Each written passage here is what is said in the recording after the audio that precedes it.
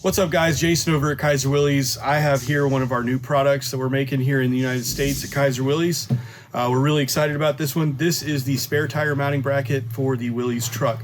So this is from 1950 to 1964. And what we did was we have an original here, and you can see these things get mangled up and all kinds of stuff. Guys don't run their spare tire on here and it'll start bumping some of these studs and then they're unusable. So Kaiser Willys has taken an original and we make these here in the United States. These are fabricated completely here in the United States. And it's gonna come set up just like the original.